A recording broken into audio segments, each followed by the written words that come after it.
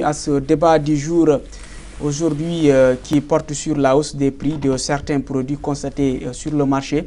Et pour en parler, nous avons l'honneur de recevoir Omar Ly. Il est le directeur adjoint au directeur de la direction du commerce intérieur, adjoint au directeur du commerce intérieur. Excusez-moi, merci Omar Ly d'avoir répondu à notre invitation. Je vous remercie bien en précisant que je ne suis pas adjoint au directeur du commerce intérieur, mais chef du service qui s'occupe de la qualité. De la qualité. Voilà, en tout cas, c'est comme ça que M. Diouf nous a présenté. Et il y a également Lamine Diédhiou, il est donc membre de l'Union nationale des consommateurs du Sénégal. M. Diédhiou, merci également d'avoir répondu à notre invitation. Je vous remercie. Voilà, je le disais tout à l'heure que donc le constat est fait sur le marché. Il y a eu des produits qui ont connu, le prix des produits donc, qui ont connu une hausse. Vous, à votre niveau, avez-vous fait ce constat? Oui, tout à fait. Tout d'abord, je remercie vos téléspectateurs. Mais je vous dis que le constat d'une éventuelle hausse des prix de denrées de première nécessité et même du transport est avéré parce que nous, au niveau de l'Union nationale des consommateurs du Sénégal, on a eu des échos et même des membres de l'Union nationale des consommateurs du Sénégal nous rapportent tous les jours comme quoi il y a des prix de denrées de première nécessité qui ont augmenté, tel que le riz parfumé qui a connu une hausse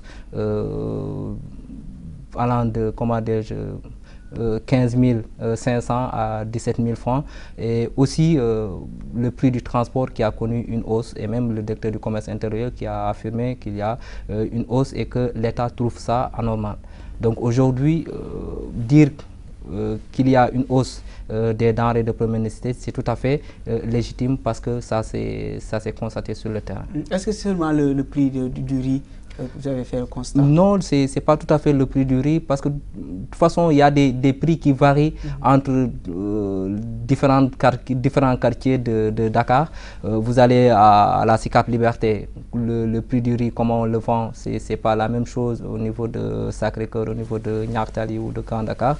Et au niveau même de certains denrées, vous voyez des boutiquiers qui vendent des prix à leur guise.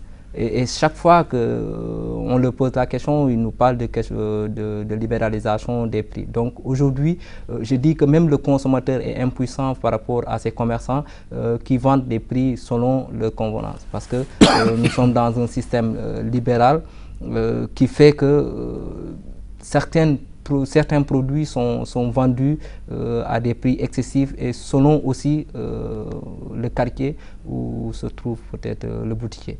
Alors que l'État devrait, je dirais, prendre des mesures pour élargir un peu l'assiette de ces produits homologués, c'est-à-dire tels que le riz, le sucre, le savon, le lait, l'électricité, l'eau. Donc, nous voyons que ces hausses considérables de certains produits sont tout à fait anormales. Omar Ly, à votre niveau, on avait entendu le directeur du commerce intérieur qui disait qu'il n'y a pas hausse. Et comment expliquez-vous ces informations? Selon vous, donc, qui explique que certains constatent qu'il y a hausse, vous, à votre niveau, vous dites qu'il n'y a pas hausse? Je vous remercie, mais je précise simplement que l'objet de la réunion du lundi du Conseil national de la consommation, c'était pour apporter des précisions sur des bases très techniques et claires qu'il n'y a pas eu hausse.